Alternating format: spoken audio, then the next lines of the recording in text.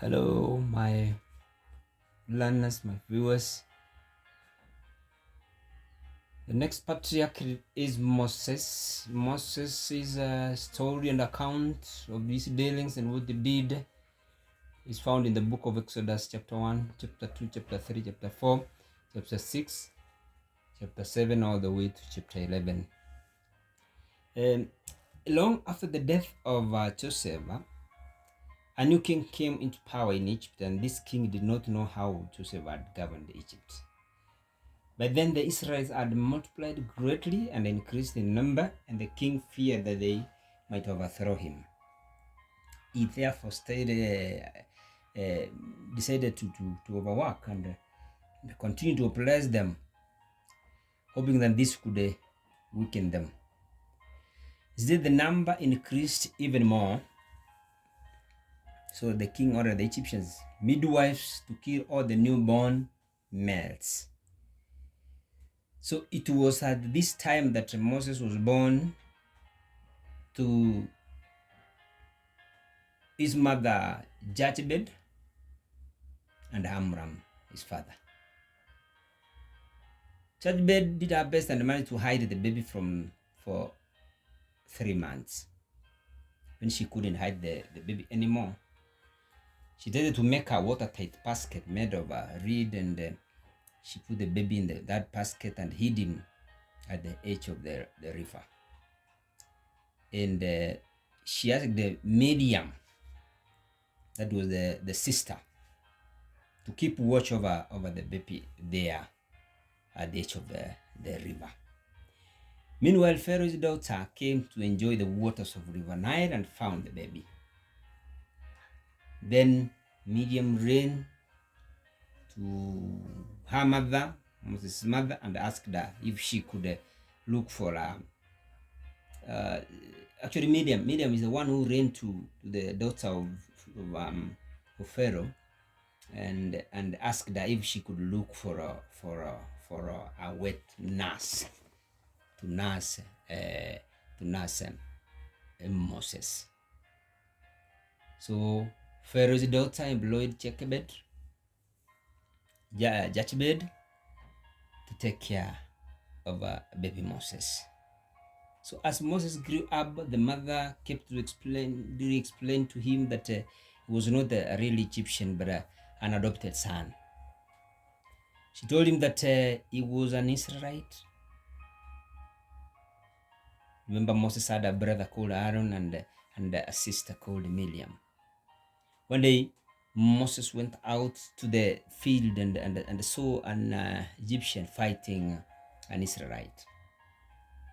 He got annoyed and killed an Egyptian, dug a hole and buried him. So in another occasion, he was walking by. He also met 2 Israelites fighting, and actually he did separate them. So the Israelites started shouting him down, and they warned him and said, "You, Messiah, don't kill us the way you had killed an Egyptian and did what you did. We know." So it's like Moses feared of the rumor and ran away to Midian. At Midian, Moses stayed at Jethro's place. That is, his uncle's place was called Jethro.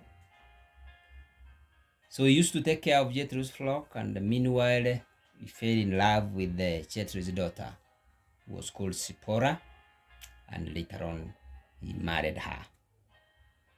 They were blessed with 2 sons, Gershon and Eleazar. The call of Moses. God appeared to Moses in a burning bush at Mount Sinai, or Mount Horeb. Those words mean the same mountain. So God told him to go to Egypt and deliver the Israelites from slavery. And Moses was fearing to go back to Egypt because he thought Pharaoh might kill him. Started giving so many excuses to God, such that such as I'm a stammerer, and the people would not listen to him. Moses finally agreed to go to Egypt because God actually promised to be with him all through. God to ask Harun, his brother, to go there and be his, to go with him and be his spokesman. He was given power also to perform miracles.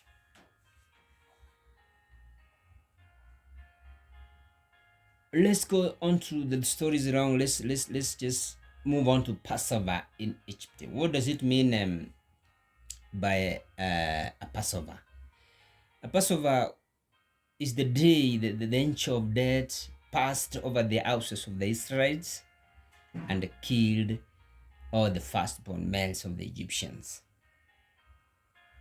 In Egypt, as Moses entered in the Pharaoh's barracks, Moses performed 10 miracles in Egypt. The 10th miracle was killing of the firstborn males of all the animals. It is here that Pharaoh's firstborn son was among those who were killed. This made Pharaoh so to actually release the Israelites. So in this Passover night, the Israelites were ordered to slaughter a lamb and smear its blood on their doorposts for the purpose of identification. Then they were also ordered to eat the following. They were ordered to eat the roasted meat. They were also ordered to eat the unleavened bread, and finally the pita herbs. Why roasted meat? Because they were in a hurry. It cooks fast. While the unleavened bread, they had no time to leaven the bread because they were in a hurry. And thirdly, the bitter herbs. The bitter herbs was representing the bitter years they stayed in Egypt. So, in fact, they were to eat while standing with their clothes and shoes on, ready for the journey. Passover was the last meal the Israelites ate in Egypt. It marked the first Passover meal. Israelites was to celebrate it every year to remember God is saving power out of Egypt. Even the Jews also celebrated this Passover ceremony at Jerusalem. Now, the journey, when you read through the book of Exodus, chapter 13, 14, and 15, and 16, remember the Israelites were moving and they were headed to, their journey was to go through the desert. How did God lead them? In the desert, God led them with a pillar and of a cloud during the day. That's what used to guide them on the direction to go, and a fire during the night. It was great. So after the Israelites traveled toward the Red Sea for some time, the king decided to send his soldiers to bring them back. So he realized, I've made a mistake. I've sent these guys who have been laboring for us. God's people were afraid when they saw the army coming behind them. So they stood by the Red Sea, wondering how to cross the sea. God protected them by asking Moses to raise his staff. And a dry path was formed. They all passed through it safely as the Egyptian men followed the Israelites. When the army was in the middle of the dry path, Moses raised his staff and the water swallowed the army. God wanted to show his saving power and protection towards his people. When in the desert, the Israelites complained that water was bitter. This year, that is when God instructed Moses to put a piece of wood into the water, and the water became sweet. When they complained of hunger, God provided the Israelites with manna and quails. At Massa, they also called Massa, also called Meribah. When they complained of being thirsty, Moses struck the rock, and the water gushed out. When the Israelites were attacked by the Amalekites, God protected them. In the desert, Jethro's father-in-law asked him to appoint judges who could execute some of his duties. This could make Moses a bit easier. God too made a covenant at Mount Sinai with Moses. This account of the covenant with Moses at Mount Sinai is given in the book of Genesis, the book of Exodus, chapter 19. This is where the Israelites settled at the foot of this Mount Sinai. Moses went up to consult God, and God told Moses to tell the Israelites if they obey him and keep God's commandments, they could be God's chosen people. Moses went down to report, went down and reported to God's people, and they promised to be obedient. He went with him, going up again. So God told him to tell the Israelites to purify themselves before God came down. So on the morning of the third day, there was thunder and lightning, and the people were filled with fear. God came down in form of fire. He spoke to his people, and they promised to obey. Yes. What about the 10 Commandments? So the 10 Commandments are listed in the book of they are listed in the book of Exodus chapter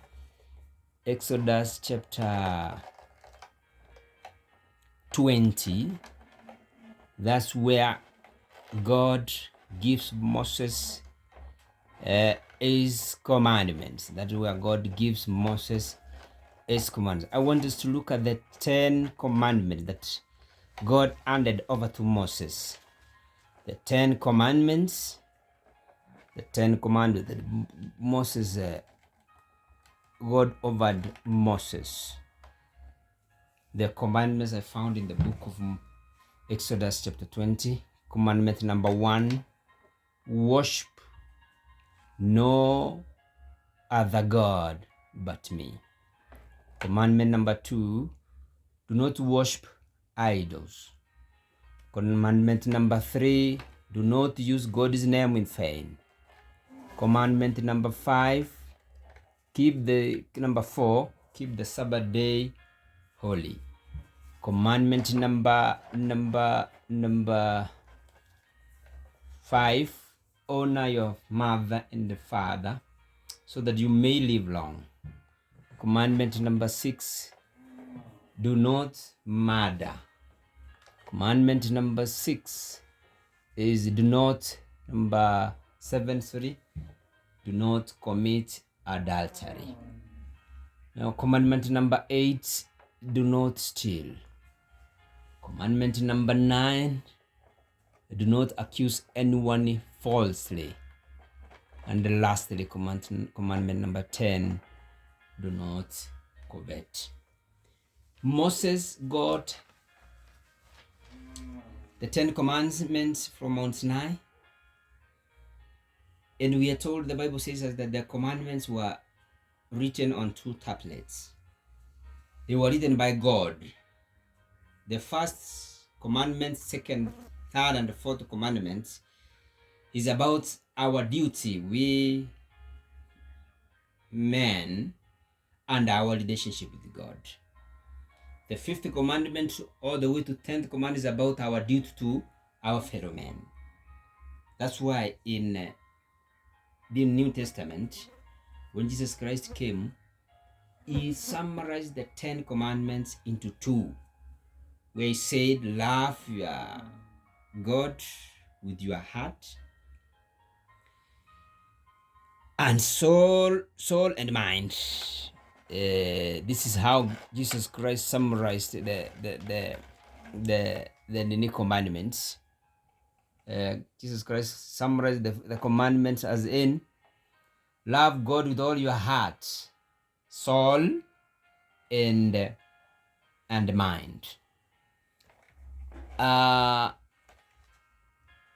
Love your neighbor as you love yourself. In fact, later on, what Jesus was talking about in the 2 commandments is one word: love. Another area I want us to look at is where another area that I want us to look at is in this story of Moses is about the golden calf. Exodus chapter 32, Moses went and was at the top of the mountain waiting for God to give him commandments. He delayed and stayed there for 40 days, and the Israelites became impatient. That was their behavior, their character. They asked Aaron to make for them a golden calf. Aaron asked them to bring the golden rings their wives had taken from the Egyptian women. Aaron made the golden earrings and made a golden calf, and people started worshiping it and sacrificing for it. When God saw that, he commanded Moses to hurry back, for the Israelites had already broken the commandments God had given them by worshiping the golden calf. So Moses was very annoyed. He dropped the 2 tablets. He made the golden calf, grounded it into powder, mixed it with water, and forced the Israelites to drink. And actually, this one made some of them die. So God was very unhappy. It's later on he sent a terrible disease as a form of punishment to the Israelites. Later on, God asked Moses to carve out another set of tablets, and God wrote the commandments again on those tablets. Deuteronomy chapter 34 is the one which gives a story about the death of Moses. So Moses was getting older and older. So before he handed over his rule to Joshua, he went up to Mount Pisgah. It was called Mount Pisgah. This is where God showed him the promised land, and they told him, you will only see it from far, and I will not allow you to step into it. God had a reason as to why he did that. Moses died in the land of Moab, and God buried him there. Moses was the greatest prophet ever lived. He saw God face to face and performed many miracles and wonders. What a story about this great man Moses. Keep subscribing to this channel for more stories. Our next video will be about Joshua. Thank you for watching. Karibu.